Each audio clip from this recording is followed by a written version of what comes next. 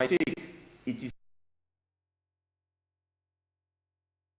hand in the various ethnic, religious, and other crises that have over time built a wedge among Nigerians. Professor of Theology and Social Ethics at the Boston University, Yusufu Turaki, in an article, drove home the point when he linked the Boko Haram violence in the north to political or economic circumstances. It is at this point that we open today's show. Welcome to Head on Television Nigeria. Today we are discussing building national security from grassroots. I am your host, Benneth Joshua. We will go on a short break. When we return, it will be time to address national security challenges from the local government levels. Stay with us. In every stage of development, it develops both the human mind and the society at large. Television Nigerian is here to avail you with that information you need for all-round development through its mind-blowing programs such as news, talk shows, health and safety, governance and politics, sports, entertainment, kids, documentaries, finance, global happenings, human disposition from childhood to adulthood. It's a manifestation of what you see, what you hear, and say. Tune in and stay tuned to TVN, Television Nigeria, broadcast beyond boundaries.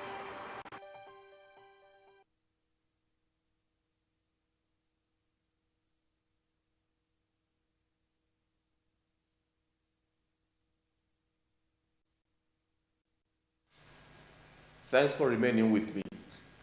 In 2016, the head of the Civil Service of the Federation, Wilfred Oyeita, called for a concerted effort in addressing security challenges at the grassroots as a way to improve the overall security of the nation. According to her, security at the grassroots play critical roles in the total security of the nation. This also explains why the federal government, through the Ministry of Education, introduced security education in the curriculum of the country's secondary schools. In the wisdom of the government, the new introduction will equip citizens with the necessary knowledge to protect themselves, their immediate environment, the country, and the world at large. The time we live in is a peculiar one. Nigeria might have faced periods of security concerns, from riots to a civil war that cost millions of lives. But never in the history of the country has there been anything like what she is currently experiencing, asymmetrical warfare or insurgency. This development calls for a review of the nation's internal security architecture. This being said, the country must see wisdom in incorporating the experiences of places like Afghanistan, which faces similar security concerns. In a bid to address grassroots security concerns, Afghanistan introduced Village Stability Operations, VSOS. The approach helps authorities understand local villages and also helps them identify and address sources of instability at the grassroots level. Afghanistan also focused on securing civilians, borders, and on expanding the current security gains and engaging and connecting influential village heads and leaders and indigenous structures to the local government. In this way, disgruntled village heads are identified, pacified, and where necessary, relevant antidotes are administered to ensure peace at that level of government. Another approach is recruiting security personnel who will police a local government area from communities within the local council. This will foster mutual cooperation between security agents and members of the community. I'll be going on a short break. When I return, security and energy expert. He likes to be referred to as a public good advocate, Prince Fyneface, will help us dissect the matter at hand even further. Stay with us. Welcome to Living Treasures Academy. Enjoy a conducive and serene learning environment. Qualified and teachers, computer laboratory, extracurricular activity, curriculum for team leadership, journey from creche to second.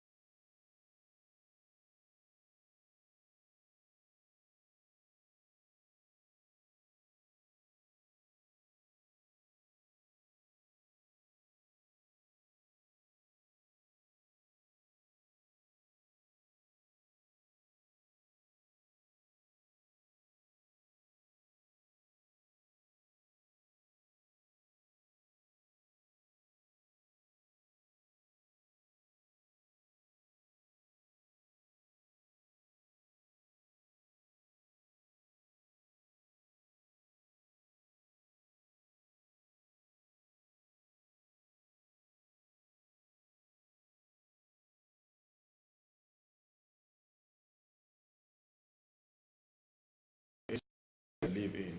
Today you can just go rent a home without proper background checks. You see, even in the security agencies, you find hard criminals, being involved in criminal activities. Those who can kill you without looking back, because there was no proper vetting done. There was no proper psychological preparedness for those who get into this responsibility. So whose fault is it? It's the government. It's leadership.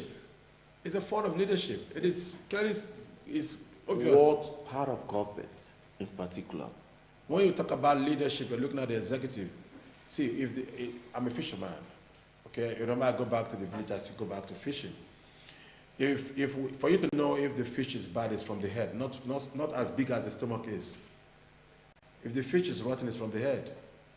And so as a nation, when the head is not, doesn't have that approach, pragmatic approach, what's the vision of this government? And what is the template? Yes, one of the objectives, the vision of this current government is security. What are they doing with that? What are the collaborators that do they have in Canada this thing? Is it just relying on military hardware? The most effective security is not on military hardware. Military hardware is the last option. What's community security doing? It's community security policing. What are we doing with that? What is social security doing? What are we doing with health security? What are we doing with economic security? What are we doing with, our daily activities and, like I mentioned earlier, the good neighborliness? Those are templates that need to be deployed. How many of our kids get to know simple security drills? To know that, okay, don't just say don't talk to strangers, but why are they not talking to strangers? You see, I have a concern when people in national discourse push the blame on the federal government. Understanding, of course, that the entire structure is built on a tripod. You have the federal, you have the states, and you have the local government. Yeah. My concern has always been the local government. How do we get it right? Because the federal government at the moment is so burdened with a lot of concerns. How do we take away our focus from the federal government? Granted, of course, that the Constitution empowers the federal government with issues like security. But how do we partner with the federal government to translate these concerns to the grassroots level? See, Ben, look, I'm sure you're from Nigeria. And I'm sure you've also been around for more than 3 decades. And so there's a peculiarity of how governance is in this part of our world.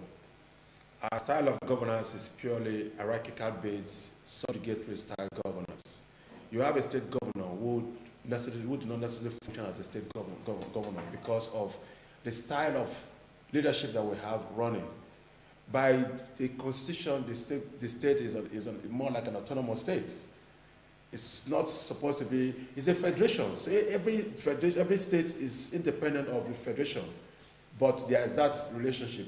The local government are basically an appendage, an extension of the state government. Is it supposed to be so? No. The Constitution clearly states the responsibilities of all of these different arms of government. Is it being implemented? No. Why? Because people who have had the opportunity of being in leadership, in quotes, or in rulership or governance, were not those who have been prepared. They were those who have been opportune to be in position of authority, and as such only do that which the man who pays the piper dictates the tone. So the local government is not functioning as effectively as it's supposed to be functioning with simple community policing. We should not be talking about security crisis situation if every community manages its own security.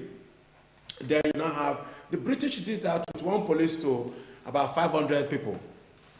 Just one, he has a baton in his hands, which is short, he walks around, and they see him as the Lord of the Lords in that place because they know the power behind the uniform and the baton. So everybody respects. So there's that chain of communication that was created to ensure that people are properly monitored and reported as such. So if there's any security breach, it is always easy to trace and apprehend, then prosecute. But today, we're all like, to attend to Israel, everybody is managing his own. When in the first place, you provide your own megad, you provide your light, you provide your water, you provide your health, you provide everything for yourself. So there's no sense of belonging. And that is because the system is consciously and deliberately skewed to make it difficult for those who are supposed to know their right to do it. If you look at our electoral system, it's only until recently we started having participatory governance, which is also an art, creating the room for a lot of insecurity because there's no ownership. Well, part of the thing, what this program intends to achieve is to open the window for grassroots conversation. Because at the end of it all, real governance is at the grassroots. Whatever policy is made at the federal level, whatever program is initiated by government, if it does not get to the grassroots, at best it's elitist. And that is where the challenge has always been. If we choose to consider community policing, the question that readily comes to mind is, what do we do with the current Nigerian police force? Is it the same Nigerian police force as constituted today that will be in charge of community policing? You know, the federal government, I don't want to sound politically correct. The Nigerian police force as it is today needs to be revamped overall. And for me, I think we need to start embracing state policing. Why did I say that? It's a federation. Why is it difficult for the leadership to have the political will to make this country a more federal, inclined country where every state function as part of the federation, independent, devoid of anything. Your police, your security, your lights, everything you can provide. We now have a national grid to walk through, and everybody comes on board to protect us. Defense can be national security, but police should be state policing. So if you're bringing community policing, as it is today, the Nigerian police force will be the agency responsible for community policing, because the law still gives them that exclusive right. Now that is the pain, that is the tragedy. That's the tragedy. If the Nigerian police force is responsible for community policing, given the shortfall in manpower, given the peculiar challenges in terms of image, in terms of moral, in terms of armory, that the Nigerian police force at the moment is encountering, what do we stand to gain from that? Bennett, I don't understand. You see, this question you're asking, sometimes I want to laugh at it. The Nigerian police force, as we speak today, cannot function effectively without the support of the state government. That's why year in, year out, you see they buy them equipment in hundreds of millions, which also gives some of the state government opportunity to also make some money for themselves. We can't rule that out. Let's know. I'm a Nigerian. I've been in this country for more than 4 decades. So I know what I'm talking about. I also be part of the system to understand how this thing works to some bit. The Nigerian police force is not under-equipped as it's portrayed. We saw last year where Senator Mesau came up with, some figures that it's not been accounted for, that is getting to the pockets of the IGs and some other persons because of the police services that have been, contracted outside. You have security guards here, and you also have armed guards in this place. They are paid. This company paid them. Where does the money get into? So to police a nation should not be a difficult thing, because the people pay their taxes. All we need to do is to have accountability, proper budgeting, appropriation and application and dispensement. Once that is done, the rest will be history. So if we have community policing, security is not necessarily armed related. It's intelligence gathering. Intelligence gathering will help. There's what they call crime control through environmental design. If you put your lighting right, it'll be difficult for the criminal to want to carry out an action. If you know that at a particular place, a few months ago, I was stabbed along the Azikwe Expressway by Mabuchi, just by the flyover there. Nobody could stop while I was even calling for help, when I was being stabbed multiple times. Nobody could stop. Now, it was just around after 8 to 9 p.m. I called the police number, emergency number, and they said I got the wrong line. I should call another line. And I said, look, this is my challenge. I need help. In an ideal scenario, the fact that I've called for help, it would have been a responsibility of who picked that call, since it's still police station, the police to call immediately for support. Even when my cousin had cause to stop a patrol to come and help, they said, look, no, we can't go there, but that's not our area. This was a life responsible. Why? Because the system is skewed. The amount of money being made by the Nigerian police today is something that the government had suggested before now, that the Nigerian police should also go PLC. Let's understand that this is what they do. Since they have the spy police, they also make money. It's there in their system. They should also do Nigerian police contracting for armed guard relationship, So people know this is what they are paying, they'll be accounted for. You and I will know that this is the amount of money that's being raised from this aspect of Nigerian police. So that we now know how to disburse that fund to employ more men. Because see, the amount of money that gets into, like what Senator Simesao said, $1 billion monthly, can employ more hands to help with intelligence gathering and also nucleus of security teams, committees, and communities. If you live in an estate, for an instance, you know that it will be very difficult for criminals to come to that estate to carry out their operations if the community, that estate members are cooperative. So what they do, they set up a committee, they have guards, they have armed guards that they pay, and they also settle in the office, and they come and do that, this is so, and they report one another. They have their access control mechanism put in place. So nobody just comes and goes out anyhow. Let me bring this, as we prepare to go on a break, let me bring this question. Isn't it too much for the Nigerian police? Is there no wisdom? Is there no sense in the call for the creation of state police, probably to help create a further community policing system? There's so much wisdom, but there is a political undertone why it is difficult. A few sections of this nation are insecure and allowing things to happen the way it should ordinarily happen. They don't want to test the waters. Or if you allow state police, the governors will hijack this thing. See, when there is an institution, it's difficult for anybody, one man or a group of persons, to unnecessarily undermine the system. Okay, let me hold you on that thought. We will embark on a short break. When we return, we'll continue from there. Thank you. For almost a decade, the Nigerian army have given their all to ensure that our dear country is not overrun by Boko Haram insurgents. Some have in the process paid the ultimate price, while many will forever live with indelible scars occasioned by their determination to protect the country, no matter the hurdle. Despite these, they have remained resolute and undaunted, and today, all territories the insurgents once took control of have been recaptured and normalcy restored. And now, for the first time in a long time, the end of Boko Haram is foreseeable. Therefore, the wisest thing for the remaining insurgents to do is to surrender today or face total destruction from the army. Remember, the Nigerian army will stop at nothing to ensure that total peace is restored in all parts of the country. So, be wise and embrace peace today or get ready to be ruthlessly dealt with. This message is brought to you by the Coalition on Conflict Resolution and Human Rights in Nigeria.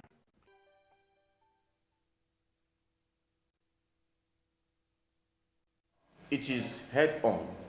It is head on television Nigeria. And today we are looking at national security development from the grassroots. Because I believe, and many persons have said it, that regardless of how you see it, nation building begins from bottom. And with me is my guest, Prince Kevin Fyneface. He's a security and energy expert. We've been looking at how best can Nigeria achieve security, stability, of course, in the light of all that has been happening. Mr. Fyneface, let's go back to our earlier conversation. The insecurity in the nation is such that has never happened before, at least as regards insurgency. Yes, we've had the Metasini crisis in Kano back in the days. We've had the several security challenges in Kaduna, just as in other parts of the country. But we've never had a situation where our military had been so stretched, where, as a matter of fact, the military has taken over from the police in internal security regulation. My question would be at this point, how do we achieve the best in community or in grassroots policing? I don't want to use the word community policing. In grassroots policing, how do we achieve the best? In every community that you find yourself, there's a type of security mechanism put in place, which is the common drills we do. You lock your door, you have this, you know, one or two persons, there's a problem, the local chief, the head, all of that come together, resolve the issue, pay fines and all of that. That's the type of policing that is also done. All we need to do is to strengthen that process that has already been on ground, adopt it, and give some form of recognition. See, because when you do things without the authority, it becomes ineffective, especially when the people get to know their rights. So what the government needs to do is to begin to break down the security architecture that they have now, make it a more grassroots-prone architecture, and give it back to the people to take ownership by way of recognition, and also to some degree allowing for some prosecutorial thing to take place, which is that they should be able to have some moot courts to handle some things. Alternative dispute resolution mechanism is there. There's apprehension. The police presence is not just only just being there, but it's also trying to also ensure that before these crimes or security breach happens, it is nipped in the bud. Now, there's another aspect of security which also sometimes people look at. There's that greater element, some element of insecurity to allow for security appreciation. That's why you see that the crisis will come in. You talked about the insurgency. Without the collusion and collaboration, insurgency wouldn't have thrived. Insurgency in Nigeria came in through the religious window. By collusion, you mean collusion, as T.Y. Juma recently said? Yeah, a mention of that, because we also saw, before even this government came into play, we saw that Jonathan was quick to say in the public that he has fifth elements in economists in his cabinet who are also patronizers of these groups. Those who give the information before time, before they go and pick them up, all of that. So that wouldn't have thrived if there wasn't collusion. Now, the collaborators are basically, because it came through the religious window, it was easy to have that affinity with people to say, this is for all. Because in Nigeria, what's really thrived, religious supremacy thrives so well. So a particular religion is trying to show supremacy, then you have the groups and others who come out as military groups to say that. It wasn't so in the past. At what point did we lose it? It wasn't so in the past. It has always been so in the past for some greater level of supremacy by these religious sect groups. Why did Boko Haram thrive? I hate to even call them Boko Haram, because that's not, they should be called one stupid name. We give them unnecessary recognition. I strongly believe in an unorthodox approach in fighting terrorism or insurgency or any type of crime. What do I mean by that? It means that we need to have a national security template where the media will not just be given necessary coverage and recognition. Because that's one of the things that happen. The first to break the news begins to have exclusive right to some footages that makes them look like they have this. But that, in its essence, giving these groups, these very irrelevant, stupid groups, the opportunity to outshine, to show their power that they're doing things. So we need to change our security mechanism, the way approach with which we go about containing threats. Two, there's a need for job security. We don't have it. The reason why there will be collusion with the military or any security agency is because of access to job security. These guys pay so much and so well that people are willing to join, or they are willing to buy information. So they have their agents. So you have Nigerian security agents who are working as double agents. They work for the insurgency groups. They also work for the Nigerian government. So whichever pays more, they also do what things they do. So why do we have that? We saw what happened in Alakio a few years back, where young men, 70 plus, what has happened to that incident? Who has been prosecuted to serve as deterrent? What did we see? Nothing. How was the information leaked? Someone in the system did that. Why was it so? Because he saw that he has more affinity outside of the system. So if the system does not have the right provision to guarantee the safety and security of those carrying out this assignment, there is always that room for compromise. The reason why Nigeria is this quiet and this nice is because our value system, the family value system, is somewhere a bit strong, where people can hardly want to do evil, because from the family system they've been taught not to do evil. The church and the religious bodies, the mosque, is also helping to inculcate some values. So people are if it's a country where people are well exposed and enlightened, the crisis we're going to be having will be much more than what we are saying now. Okay, now that brings me to what may appear to be my last point. How do we as a nation go back to the grassroots, from where these elements come, and approach the issues at the grassroots? Simple. The family system. What about the family system? It's simple. What are they telling each other? What values are you inculcating in the lives of your children? What is it that they are going to live and die for as a family? Our family system values have been eroded. So what happens, people can easily do anything they want to steal. I grew up in a home where my late dad will always tell you, if you ever steal, you'll die before him. That's one. Two, if you ever think about it, you don't tell lies anytime, any day. If at work, if at play, always say the truth. It was in our rhymes, in our stories, it was all there. So those values were inculcated into us, more like indoctrination. You grew up with that mentality. So you can hardly want to do evil because you already know there's a name you need to protect. There are no names to protect anymore. People do anything and get away with it. So what people now look forward to, those who commit crimes are celebrated. You have a country now where those who have been involved in high-rate kidnapping and militancy being installed as chiefs or kings of communities. So how do we change that narrative, that particular narrative? How do we change that? I suggested something a few times, a few years ago, a few months ago also, that until we get those who have been involved in coups in Nigeria, living or dead, strip them of national honors that they enjoy and prosecute them. Those living and dead, strip them and prosecute them.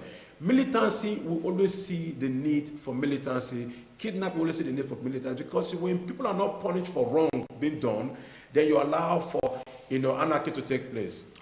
Why? When people are not punished for wrongs being done, not just anarchy will take place, it will be a lawless society. That's been it on head on. My guest, Prince Kevin, has done justice to the topic.